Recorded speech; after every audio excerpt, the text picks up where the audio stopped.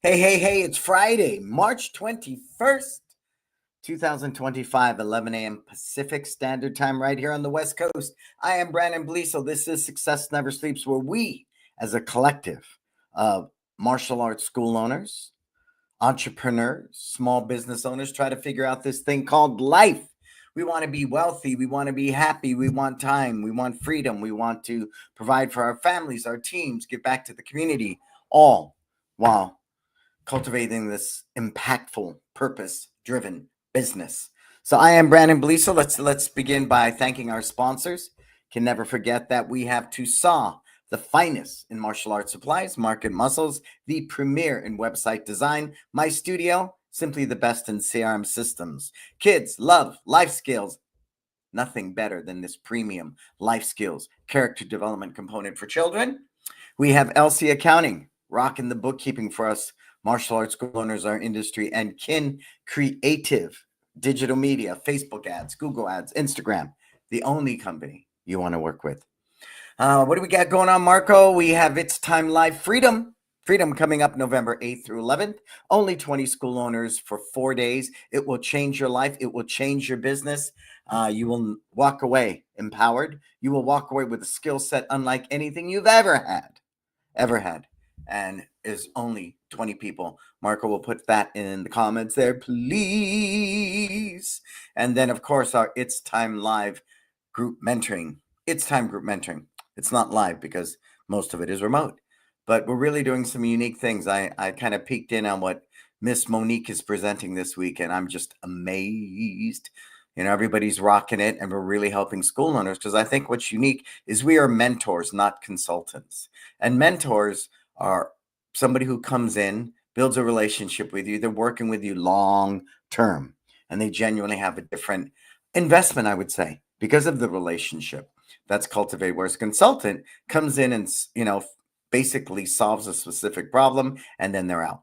So I want to be really mindful about the difference, and that's why it is mentoring. It's a group. 4 of us are going to mentor you through the dailies from everything from a mom. And my wife is bringing my latte. Hi, babe. Love that woman. She's so cute. Look at that. Boom. Well, I digress.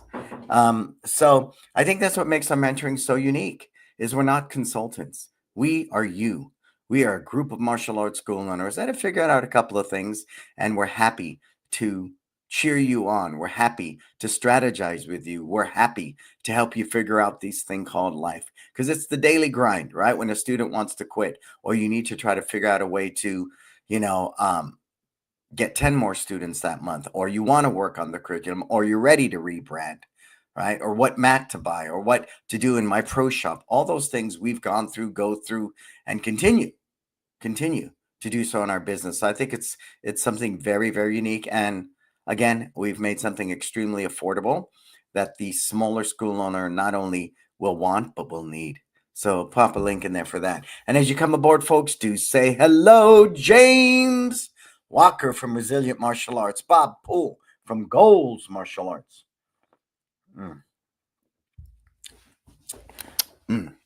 So again, as you're coming in, please say hello. Tell us where you're tuning in from, and that would be a good day. So we're going to really get in today about opening a second location. Now, even if that's never your plan, you don't ever plan on opening a second location, I want to share this with you. A lot of the thought process, the strategies, the exercises you go through with opening a second location are things you could be applying to your first location all the time. All the time. One of the things I always employ is when you open a second location, you want to do a business plan. One of the key components of that is a SWOT analysis. Write that down. A SWOT analysis. SWOT, right? Strengths, weaknesses, opportunities, and threats. Those 4 components you can apply to any situation. A relationship you're going to get in or get out of. What are the strengths? What are the weaknesses? What are the opportunities? What are the threats? I want to roll out this new beginning curriculum. What's the strengths of doing that? Right? What's the weaknesses? What's the opportunities? What's the threats? All of that is very real. And all of that, a smart business owner will look at all 4 of those elements all the time. All the time. So I'm very mindful that when I'm making a business decision or even a life decision, stay with me now. Take out a piece of paper if you got one there and a pen. Make a big circle on it. Okay? Dead center in that circle. We're going to talk about opening a second location today. So now, dead center from that circle, if I go to the edge of that circle, every point is equidistance. So there's no emotional attachment, because if I'm overly attached to a location, that I want to open and I don't get it, then I go way outside that circle and I'm in a state of emotion. That's not a good place to make business sense from. Then let's say I'm scouting out locations, but I don't really understand the demographic of that community. I just like the building and that's it. Well, I'm going to get not even to the edge of that circle, and that's a poor place to make a decision from. So I'm mindful that whenever I make a personal decision, a business decision, I put that circle on a piece of paper, put a dot in the middle, and everything option is equal distance, right? That's why they say best case scenario, worst case scenario. A lot of people don't want to look at the worst case because it's negative per se, but I don't think so. I think it's smart business. Smart business. That's why I would never go into a single negotiation I'm not willing to walk away from at all, right? Got to make this deal happen. So it becomes emotional. You're willing to sacrifice more than you would have instead of a good, healthy, balanced compromise. It's the same thing here. So you got your circle, you have the dot in the middle. So first point at the edge of the circle, okay? Put why. Why? Put why. Why do you want to open a second location? Now, I'm saying this because I have 2 locations, so I'm well versed on the subject. I've scaled the second one to extreme success. The second one's actually performing better than the first one to some degrees, and so I'm well versed. So put why. Why do you want to open a second location? Please put it in the comments. I love your comments. And as you're coming aboard, do say hello. I see James. I see Bob. Who else is hanging out with us today? So, why? Well, I want to, make more money. Great. I want to provide more job opportunities for my team. Great. I want to impact the community. Great. Right? All of that is very, very real. Could be other choices, but under why, put all the different reasonings. Now, for me, and this is really important. Hey, Larry, what's happening, sir? Good to see you there from Focus Martial Arts. So, when I look at that decision, I chose not to open more schools beyond the 2 that we have because I've found other ways to generate revenue that is a whole lot easier and a lot more lucrative than opening more martial arts schools. That's it. It was really when I first read E-Myth by Michael Gerber. There's a video or something that floats around where Michael Gerber says opening a martial arts school is probably the worst business to open because they're normally 99.9% personality driven. So if the instructor leaves, then the attrition sets in and the retention drops, right? So to be able to create a truly systems driven business, and that was the biggest thing I got from Michael Gerber, was cultivating this systems driven business, right? Then you at least stand a chance of creating a business that works for you versus you working for it.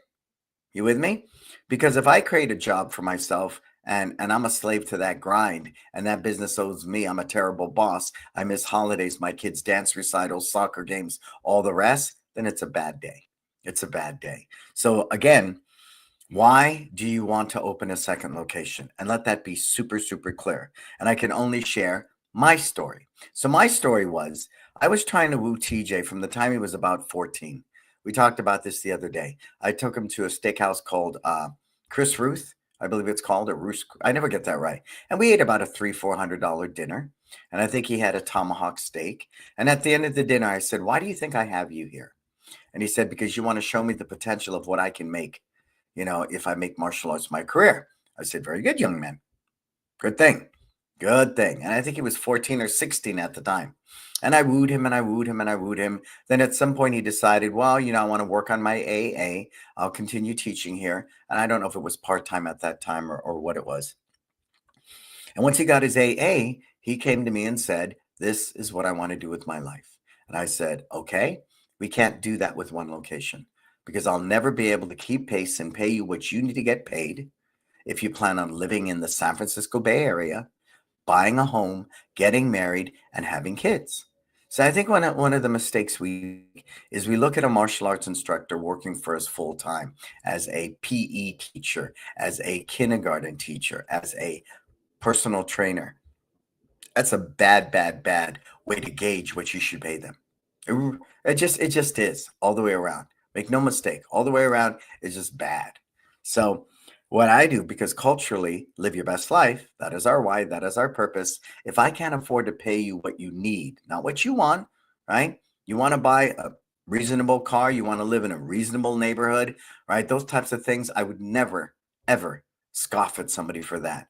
Now, you tell me you want to drive a Bentley and live in the most expensive neighborhood in the Bay Area, well, then that's on you. You better go get a different career, right? But within reason, I love, love, love, love, love, love supporting my team. I love it. I love it. I love it. So for me, once TJ decided, I want to make this my career. Now, mind you, the guy's only 22, I think, or at a time, but I knew from him being a kid with me from the age of 8, the intensity of this young man, coaching him through tournaments, watching him grow up from, a young teen into an adult. He had all the makings of it, all the makings, no doubt in my mind, no doubt in my mind. So then we decided to open the second location. Now, if you're going to open a second location, please don't do it a state over. I watch people do that and I don't get it. I knew somebody at a school somewhere, I don't know, in the Midwest, and they opened one in Vegas. Makes no sense to me whatsoever. I'm going to tell you why. Standard franchising would tell you before you can really verify that you have a good, strong franchise model, right? And this was told to me straight, right? Because we were talking to potential angel investors and the deals that were coming across. I didn't particularly care for them. And it was brought to my attention that if you open 3 of them, 3 of these stores, as they call them, whether they're martial arts schools or not, in a trifecta, 1, 2, 3, 3 different locations, pretty much equal distance apart, right? If you do that, you have a potential for a good franchise model. Because most of the time, unless you're a Starbucks today or somebody like that, when a new franchise begins, right? Starbucks began in Seattle. They didn't turn on and open one in New York. It goes like this.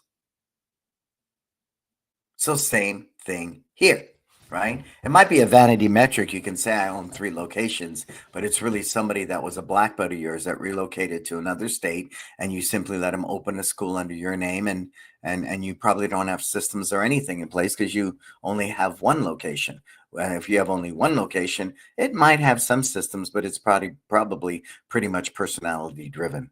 Okay, and that's not everybody, but it's a standard. So we opened one 20 minutes away, and I knew it was perfect. I think the big variable, and you can probably relate to this really, really good. Hey, if you're here, say hello. I like to know who's listening in live. I know lots of people reach out after the fact and tell me, "Hey, I've listened to your show for years," but I love it when people are here, like Bob and Larry and James. So what happens is somebody will decide I'm going to open a second location. They think logically, I'm going to take the rock star that's just killing it at the first location and I'm going to move them into the second location. Well, there's like a domino effect there. First of all, right? People at that first location that loved on this instructor, they are now unhappy. They are unhappy. So what tends to happen is that rockstar instructor goes to the second location to not only teach, but to run it. Now, there's a huge difference, write this down, between running a martial arts school and owning a martial arts school. The owner takes all the risk. You see how I really stretched that out? The owner takes all the risk. So he makes the lion's share. But in bad times like the pandemic, the owner takes the biggest hit. Make no mistake of that.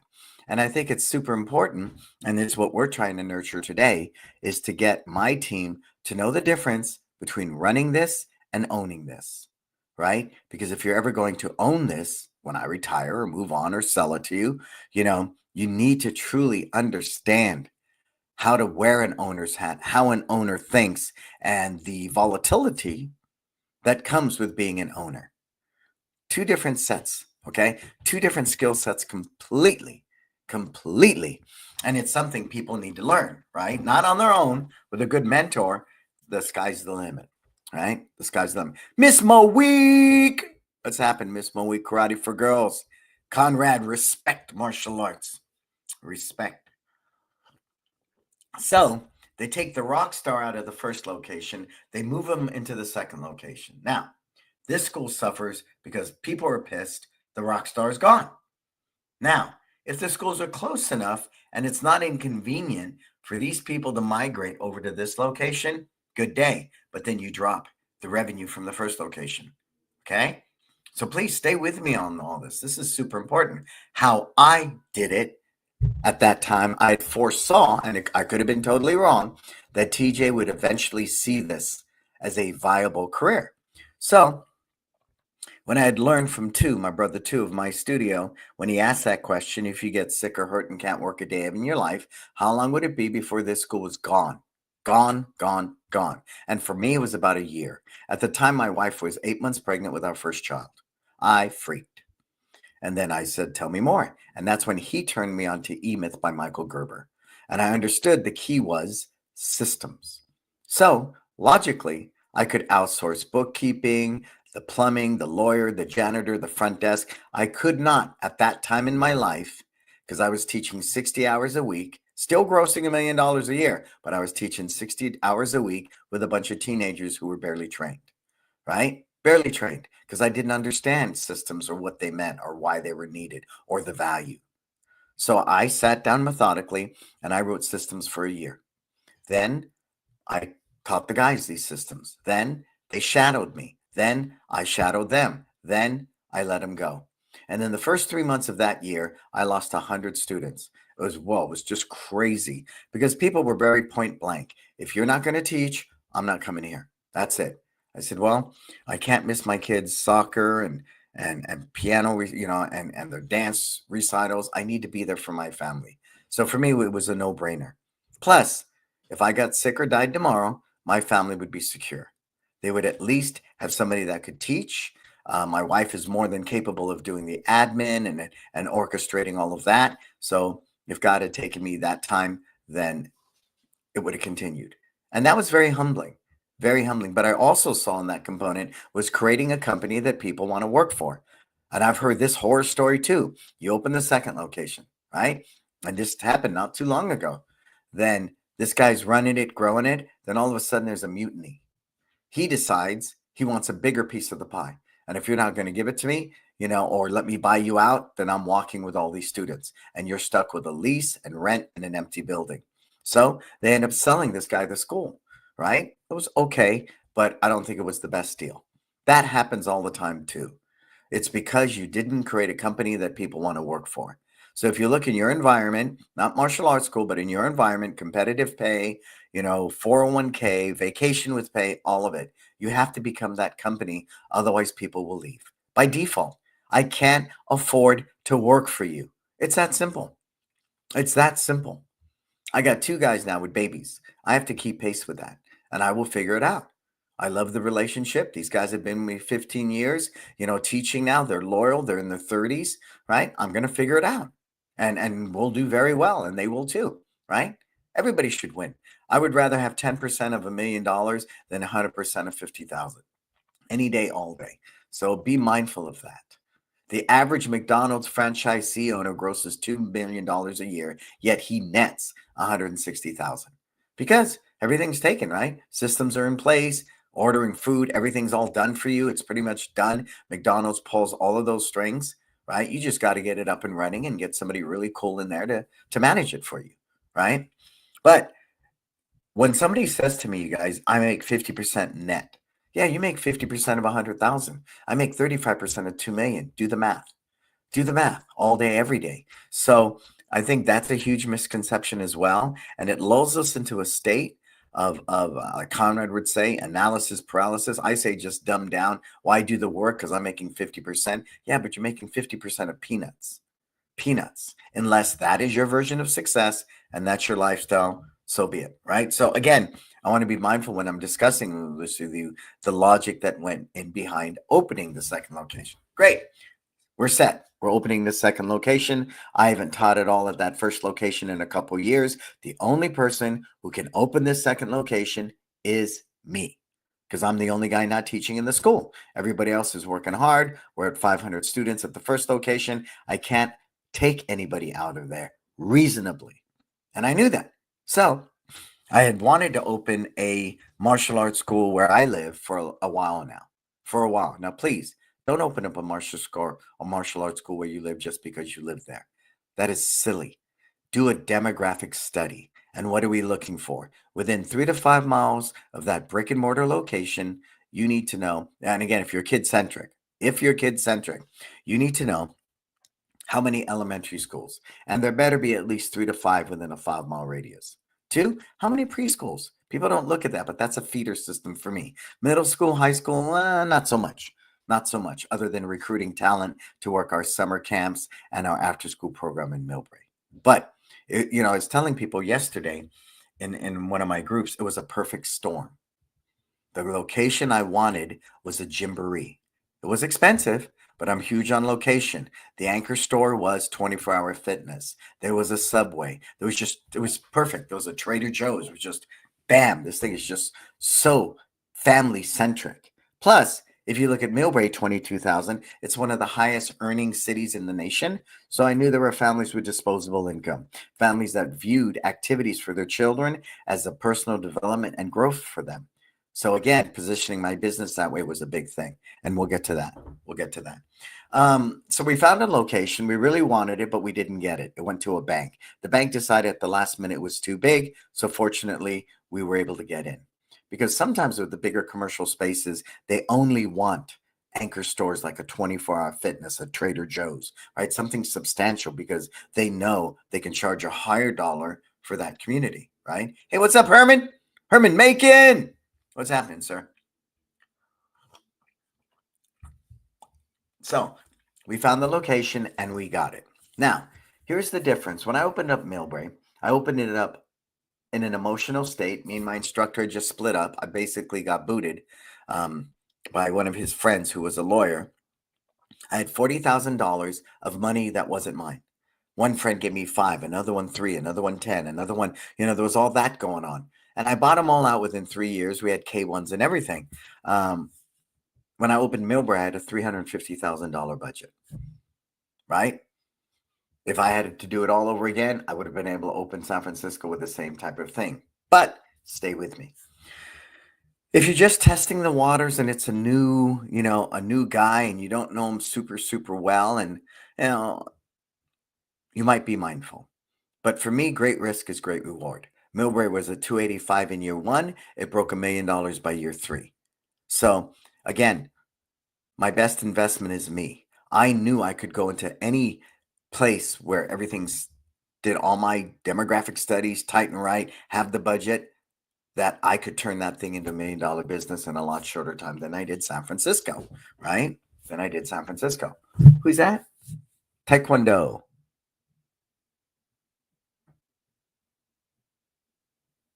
We don't need open if we are. What's he saying, Marco? It's Armand, I think. Marco, can you post that up?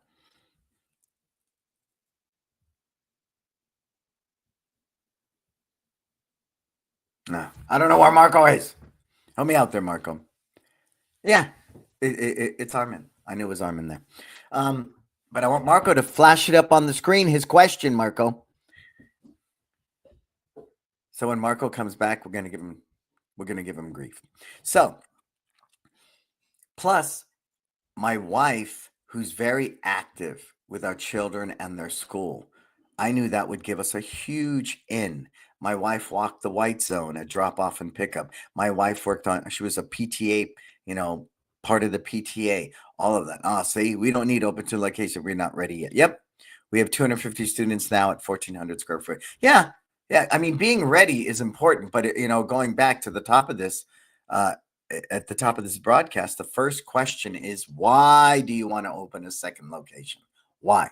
There's so many other ways to make money, especially if you take the money you make in that first location, you invest it, whether it's the stock market, real estate, whatever you choose, There's other ways to make money.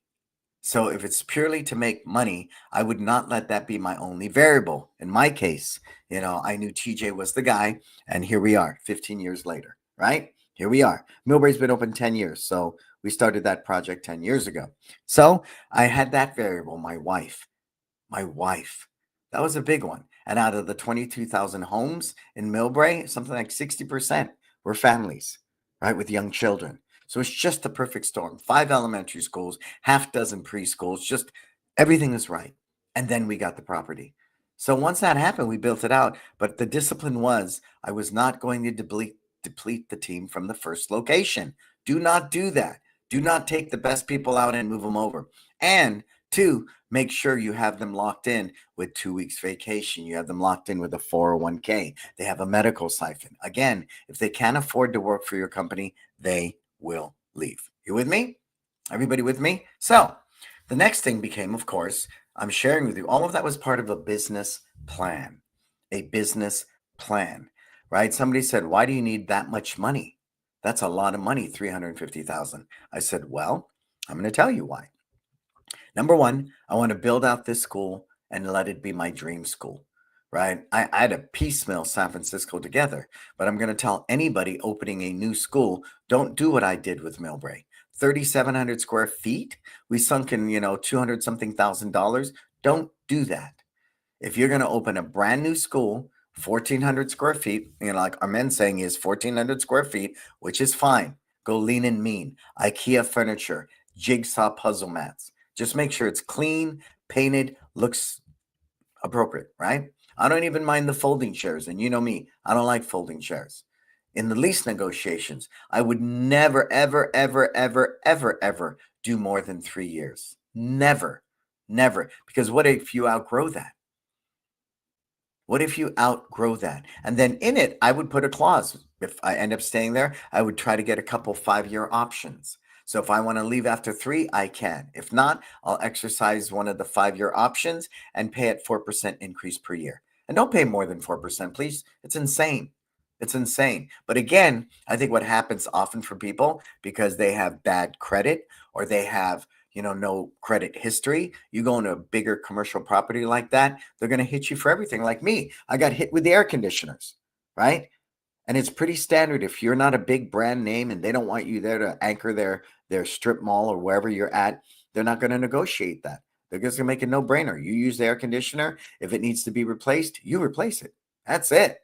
That's it, right? So it's just, we had to do that. And last year we had to get new air conditioners in that building. And we did both of them. We did them both because that was our lease. So look at that, right? So in that SWOT analysis, it was just perfect, right? Parents with disposable income, 60% housing, a great number of elementary schools, preschools. That was all in place. I was free. I hadn't been teaching because I was raising babies, right?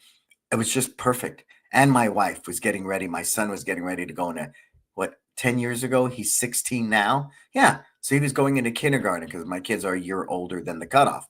So he was going into kindergarten or first grade. I knew we would be active with parents. We had an in with the elementary school simply by volunteering in the white zone, in the crossing guard, in the e-waste, on the parent committee for the crab feed. We were just so immersed that the ability to connect with parents in other ways and them learning about our school was a no-brainer. And so I'm a huge, huge advocate. San Francisco, we do a lot of donations. We donate to silent auctions in the forms of weeks of camp and birthday parties. A lot? No, a lot. Because we just don't have that connection in San Francisco, right? None of my guys live there. None of my kids go to school there. None of their kids go to school there. But it doesn't mean we still can't connect. We just have to do it differently. Cool? Cool, cool, cool. So those are the key things. And if you have questions, go ahead and put them in the comments. I'm more than happy. Let's see. What's Armand saying? It's very hard to find good instructors. It's very good that your students became your main instructors. It's always hard. It's always going to be that way, sir. It's always going to be hard to find good talent. And that's why I value good talent. And that's why I will pay a lot of money for good talent, because you are right, sir. The hardest thing for us to do is find good instructors. It's real hard. But you have a great instructor and you don't pay him well, you don't take care of him, he has to leave. I have a wife. I have a mortgage payment. I have a car loan. If you can't pay me what I need, I have to leave. It's just, and I don't want that to happen. So people say I pay more in the industry for my top tier guys than most people. Okay. But I value them. So they're worth their weight in gold, right? One guy was on paternity leave for the past 2 months. So I got to teach 3-4 days a week for 2 months. It was freaking awesome. I think I'm going to keep teaching. I want to teach more. And then another guy came back from medical leave. So I'm back to teaching 1 day a week. 1 day a week, and they provide me that freedom. Remember, we got 2 locations and I teach 1 day a week. So I'm very blessed. I'm very grateful. And I will pay money for that. I have no challenge for that. Again, think of McDonald's, grosses $2 million a year on average, a McDonald's location. The owner walks away with $160K. But it's total passive income. Remember, he doesn't really have to do anything once that machine is running, because McDonald's is a machine, right? Once it's tight and right and everything's happening, he doesn't have to do much, right? He doesn't have to do much. My TJ does the hiring, the training. He trains the team. He does the scheduling. I don't do any of that. My bookkeeper pays all the bills. All I do is look at P&Ls. All I do is come in and cultivate a new program. Right now, we're revamping the curriculum. I'm a big part of that. I love it. We're redesigning a bunch of things, branding-wise, processes-wise. That's what I do. I'm an architect. The architect doesn't swing a hammer. The architect designs the building, right? And then I'm the general contractor. I go in there and direct traffic. Plumbers here, electricians there, all that. That's done. That's done. But the place I live in today is thinking. I like thinking. So that's why we work with the It's Time Group Mentoring. That's why I work with Kin Creative. That's why I do things the way I do today. But see, that's my version of success. So again, if you're not ready to open a second location, that's fine. Not a big deal. So with that said, give me one thing so far you've learned in opening a second school that you believe applies to your current location. Let's see. What is your recommendation, sir? Is it better wait for your young guys to grow up from my school and open a second location? I always ask this when I take on a new client. Are your personal bills paid? Yes. Good. You got food in your belly? Yes. Roof over your head? Yes. Is your family okay and stable? Yes. Wonderful.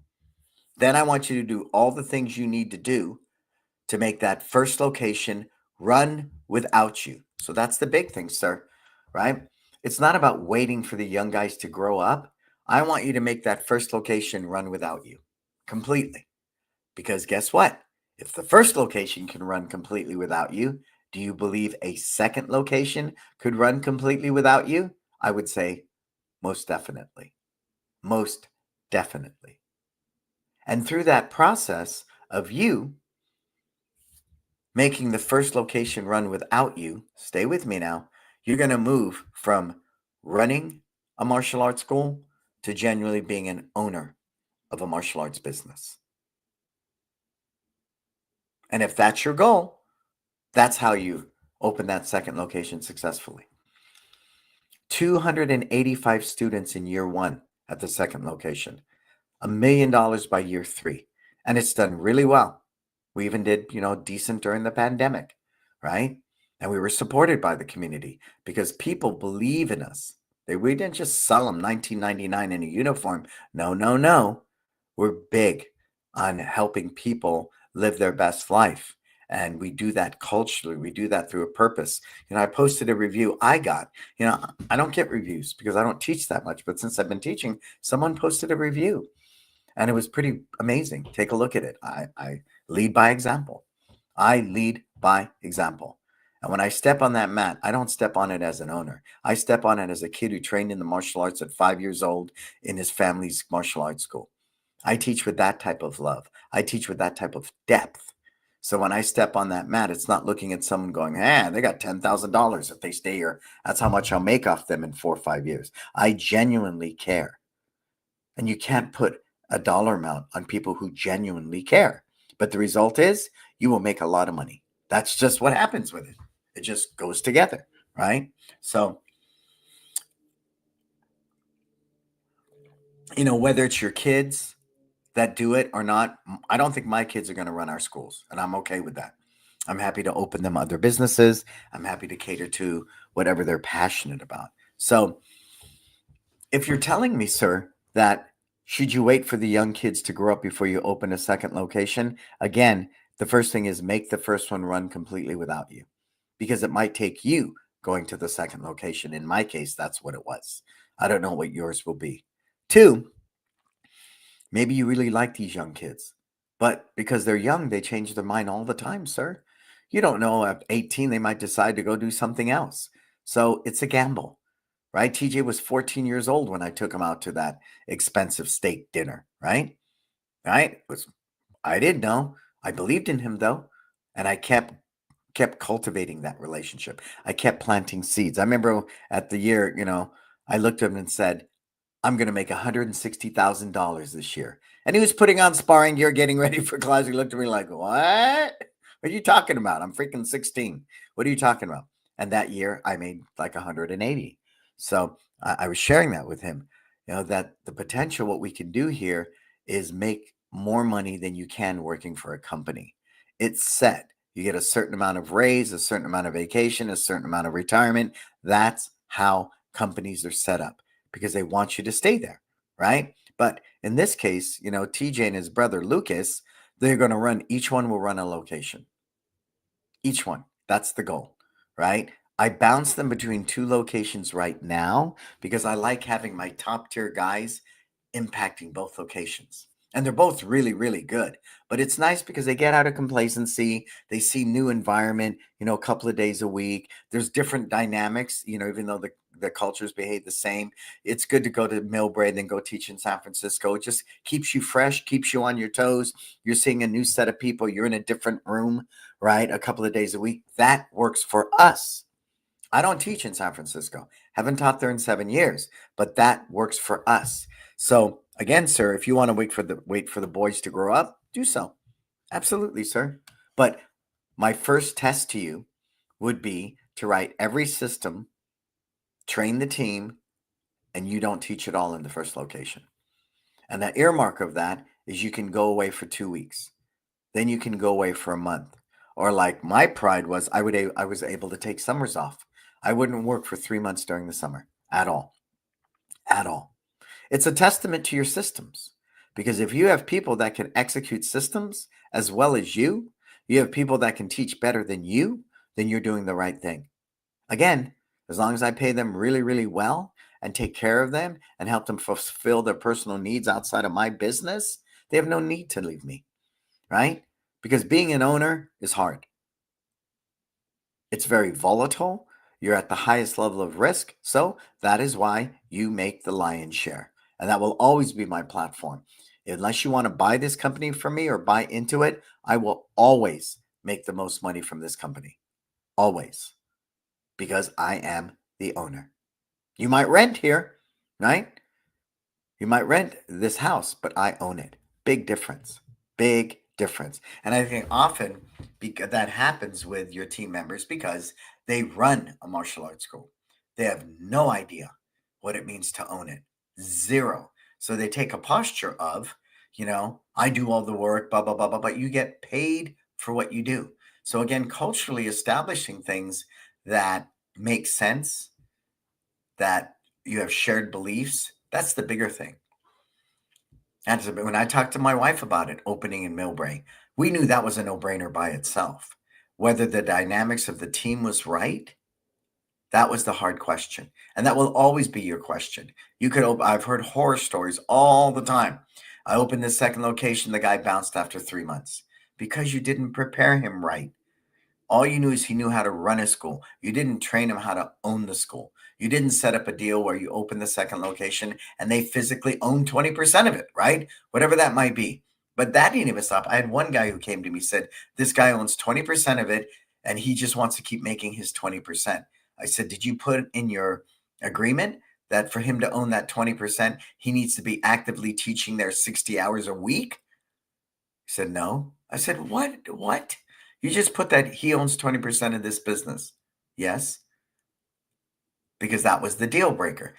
I would never put you own 20% of my business without doing A, B, C, E, F, and D. And if you don't do A, B, C, E, F, and D, you own squat. You own nothing.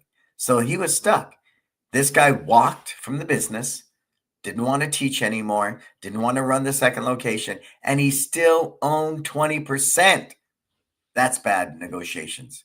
That's bad negotiations. But because I think in our industry, you think because you're a black belt, or even today, sadly, you chat GPT a couple things that you're this baller and you're going to go make negotiations. No way. I've lost hundreds of thousands of dollars in investments by not knowing what was going on. I'm much more well versed today, and there's not a single person who's ever invested that will not tell you they have lost money. Remember, and I want you to really take heart on this because this is a big part of opening a second location. Are you listening? Put in the comments if you're listening. And if you're here, you're just coming aboard, tell me who you are. Okay, so let's review, and then I'm going to tell you. Super, super, super important. You determined why you want to open this second location. You made sure the first location is running fluidly by systems not dependent upon you. 3, you've got a good team in place, and you're not going to deplete the first location with the rock stars to put them in the second one. You're going to put somebody totally new, if it's not you, somebody totally else into the second location, okay? And you better damn well be ready to teach, deal when people are sick, on vacation, whatever. You become that guy. You become the substitute teacher. I'm always ready on a phone call's notice to hop into Millbrae or San Francisco to cover a class. Gratefully, I can tell you I've never taught in San Francisco for the past 7 years. And I'm proud to say that. That's a result of good systems and following a strategic plan, right? Next, make sure all your ducks are in a row. Do a business plan, do a SWOT analysis, and make sure all the money's there that you need. Again, doubling back, why did I get so much money? $350,000. I wanted payroll, rent, marketing, everything paid for a year. I didn't want to sit there in that desperate state that I felt in San Francisco because I only opened it with 40,000. How am I going to make the rent? That's scarcity mindset. How am I going to pay electricity? I can't afford to do marketing. All of that is the reason why I think it's 8 out of 10 small businesses fail. What's the current number on that, Marco? Do you know? Good. And if you got more great questions, put them in there. So, SWOT analysis, business plan, found the location. I'm going to open and run it. I got killer people running the first location. I haven't taught in a year. It's extremely profitable. Plus, my family is deeply immersed in this community. It's a wealthy community, disposable income. Bigger percentage, 60% of the houses were families with young children. So it was just right. All of that led up to that. All of it. But had I not spent the time systemizing the first location and making it totally independent of me, I would not have been able to open that second location because classic in our industry, the first one sucks because you move the rock stars to the second location. Then you watch the first location start to do this faster than location number 2 is growing. You with me? Everybody see that? And that's classic in our industry, right? The first location starts to suffer because the rock star moved to the second location. The second location is still too young. It's not going to grow that fast. It's going to take time to grow. And then pretty soon you're running back and forth to 2 businesses that are bleeding out. And then this guy in the second location is disenchanted. What do you mean? We have, 300 students at the first location and this one's not growing. Well, because you built it. And you probably do most of the teaching. So this youngster, whoever's coming in, is simply teaching for you in an ideal environment, right? He doesn't want to deal with standing in a second location with 3 students. I teach classes with 20, 30 people. What the hell is this now? All of a sudden. And I've got to sit behind a desk, and I've got to close people, and I've got to do marketing, and I have to clean. I have to do all those things. All I had to do at the first location was teach. Well, what's going on here? Right? So again, helping them get from running it to owning it is really a big, big gap. So I want to get them from being a great martial artist to being a great martial arts instructor to being somebody that is great at running a location. Ownership is down the road. You with me? Everybody with me? Okay. So those are all the things that got us to where we are today. Plus, we had a very clear brand, One Martial Arts. You know, I tell people all the time, my first school, I was 19 years old, School of Chinese Kempo Karate, closed in 9 months. I was busy competing. Every night I was training to compete. You can't build a school like that, especially if the owner's competing all the time. You could have a competition team, but when the owner's training all the time for competition, because I was 19, bad day, failed, 9 months, closed. When I opened the One Martial Arts in San Francisco, the original name was One Health and Fitness. Yeah, I had some weird illusion I was going to create this Eats Meets West gym. Qigong, Tai Chi, acupuncture, herbalist, all this stuff. And what, at the time was what, 1,400 square feet? What an idiot I was, right? And I got tired of people calling saying, do you have towels and showers? They thought we were a fitness club. The minute I changed it to One Martial Arts, got rid of everybody because I was afraid I couldn't make rent. Even though I opened the door with 100 students, I was teaching at 2 different parks and rec, 3 different martial arts schools, several health clubs. So when I opened One Martial Arts in San Francisco, I had 100 students. Great, right? But what I didn't understand was they're going to quit. There's a certain amount of attrition. Then I went, oh, I need to market. I have no money to market. All I had was $40,000. So what they say, what you lack in money, you make up for in creativity. Write that down. So learning how to use Canva, learning how to update your Google business page with reviews and photos and all the rest, super important. Learning how to shoot a basic reel of a class to promote you can throw up at next door for nothing, right? That you can embed into your website when someone looks at a program page, that you could post at Vimeo and have a link that you could send to a lead. Here's what the class looks like. That kind of stuff you better learn. Because if you're going to wait and hire somebody at Fiverr, or it's a waste of time. And when I bought camera equipment, now we can shoot curriculum videos all the time. We make a change, it doesn't work, we shoot it again, and we shoot it again, and we shoot it again. So understanding what it takes to own a business, to grow a business, is totally different than someone teaching a class. You with me? You all with me? Okay. So the $1 billion question all comes down to, what do I think needs to happen today for you to be able to open a second location successfully, right? I don't think there's a right or wrong. I think some of the things I would totally avoid. Number one, if I'm coming into a new community that does not know me, right? Even though the other school is 3 to 5 miles away, and some people know me there, in San Francisco, you can go from one neighborhood to the next and they have no idea who you are. I would go lean and mean. I would do nothing more than a 3-year lease. I would go lean and mean, IKEA furniture, jigsaw puzzle mats, just low. Keep it low, low, low, low, low, low, and run lean and mean. And after 3 years, if you have a 5-year option built into that lease, rock and roll. If that guy is still stable and he's helped you grow the school and he knows how to own it, boom. Then you can move to a bigger location or continue with that lease and open another one 5 miles away. See, so I mean, that's not the hard part. The hard part is really deciding for you, what is your version of success? What does that look like to you? Right? I like freedom.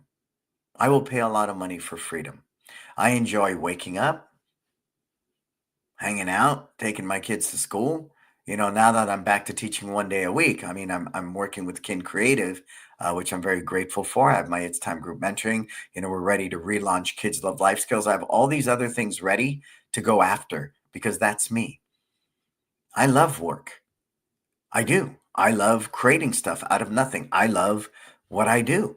So, for the same reason Warren Buffett still goes to work, for the same reason, somebody like an Elon Musk will sleep on the floor of Twitter, for the same reason Walt Disney worked up until he died, Steve Jobs worked until he couldn't work anymore. We like what we do, And I think that's an important factor. Why did you open this martial arts school? Well, my instructor was retiring and he sold it to me. That's a bad, bad reason, right? You have to truly understand that if you are going to own a business, that it's going to take a certain skill set. And if you're not good at something, you can become good at it. Were you always good at martial arts? No. And we have a crappy technique. What do? Drill, drill, drill, drill, drill, right? You work on it. You work on it. You practice. Same thing here. But do you have enough awareness to recognize who you are today? Are you a martial artist? Are you a great martial arts instructor? And don't tell me you are if you have, 50 students and you've been open 10 years. I don't consider that to be a great martial arts instructor when it comes to business. Business. You need to grow that school, right? And I think 300 is the number. If you have 300 students in a location, guess what? You can afford to pay somebody really well. So that's also another variable, sir. I know a lot of people use the uh, model that Malcolm Gladwell talks about in the tipping point. The tipping point is 150. That's it. So if you look at schools like United Studios of Self-Defense, who was around real big in the 80s, ATA, most of those schools are about 2,000 square feet. They run 150 students. There's an owner operator present, right? Somebody running it who's probably in some kind of partnership with the franchise, right? That's very standard. That's very standard because that can be a personality driven business. That could be done without systems. It's not that hard. It's not that hard, right? But to do what you want to do, it's a different day. I chose a different business model. I chose a model that allowed me to make more money in one location. I don't want to have 5 locations making the same amount of money I do in 2 locations. It's a lot of headaches. There's a lot of headaches with that. There's more expenses, there's more payroll, there's more everything. If I can maximize, think about that. Making $1 million in one location, the rent doesn't change. It doesn't change at all, other than the 4% a year. But if I try to do that in a second location, do 500,000 in one, 500,000 in another, my profit's going to be lower because there's double the rent, double the payroll, double everything, right? Because there's 2 separate locations. So I want you to think about that. And this is the tip of the iceberg. I've done lease negotiations with people in schools. I've helped them do their business plan. So it's nothing new. 20% in the first year jumps to 50% by year 5. And that's the big one I want you guys to look. Marco, post that up for a minute. Okay, so 20% of small businesses fail in year 1. And I'm going to tell you why. Because they know they're not going to make money for 3 to 5 years. That's standard data. Is that right, Marco? Can you check that data too? Check that data too. So most companies function at a profit loss, right? For the first 3 to 5 years. I don't think that number's changed too much. So the honeymoon's over. They struggle in year 1. They struggle in year 2. They hit year 3 and they think magically they're going to be profitable. I can say by the grace of God, I'm so blessed. We were profitable in both locations. That $300-something thousand loan, I paid it off in year 1. Year 1, done. Average is 2 to 3 years to come into profit. There you go. Okay. So year 1, year 2, the honeymoon's over. Now, if they're not profitable, what is the percentage that becomes profitable, Marco, in year 2 to 3? What is the percentage of those businesses that become profitable? And this is super important, so stay with me. What happens is that guy that's working for you realizes he's not a millionaire, by year 3 because you guys had some good stories and maybe drank some beers together and we're going to conquer the world type thing. You got to please pay attention to that stuff. Please pay attention. So again, TJ's the guy, and I knew that. But see, that's how do you write that into a business plan that you just know this guy's going to be the one? How do you know? How do you know? Again, right? Again, what does that mean? So, and if you're able to have that type of vision, which requires you to get off that damn phone, stop asking ChatGPT, and figure it out. The confidence I move with is because I make mistakes. Okay. Remember what I talked about a minute ago? What I just reviewed everything. We are in the failure business. Look at that right there, right? 20 to 30% of small businesses turn to a profit by year two. That means 70 to 80 are not profiting. 70 to 80% are failing still. They're not making money by year three. That sucks. That sucks. So your goal is to be in that 20 to 30% that is profitable, right? Right? But make no mistake. If you're a legacy business like us, 25 years in one location this year, 10 years in the other and growing, we've dealt with people dying. We've dealt with key people quitting. We've dealt with medical, challenges with people. We've dealt with paternity leave. We've dealt with a pandemic. We dealt with a mortgage crisis. We dealt with 9/11, right? If you don't have the ability and the stomach to fail more than you will succeed, go get a day job. Go get a day job. I talk to my son all the time. He wants to be a basketball player, at least play college. I say, you are in a failure sport. He goes, what do you mean, Papa? Well, look at some of the best. Let's talk about Steph Curry, right? What's his percentage, Marco? 40%, 42%? He makes 40% of his shots on a good night. That means he fails 60% of the time. Otani, one of the greatest hitters right now. I think his batting average on a good day is 386 or something. That means he fails, right? Almost 60% of the time. He strikes out. He flies out. He gets out. He fails. You with me on this? Who's with me on this? This is the biggest thing that I tell people. When you want to open a second location, be prepared to fail. All 39%. There you go. Be prepared to fail, folks. Be prepared to fail. And if you're not ready to fail, you're not ready to say, oops, I'm sorry, I made a mistake. Let's change gears here. Then you should never open a second location because we are in the failure business. And there's not a single entrepreneur in this world that cannot tell you they haven't failed, that they haven't had a bad deal, they haven't lost money. Because if you haven't lost money, then you ain't going to make money. That's just the way it goes. What goes up must come down. What goes around comes around.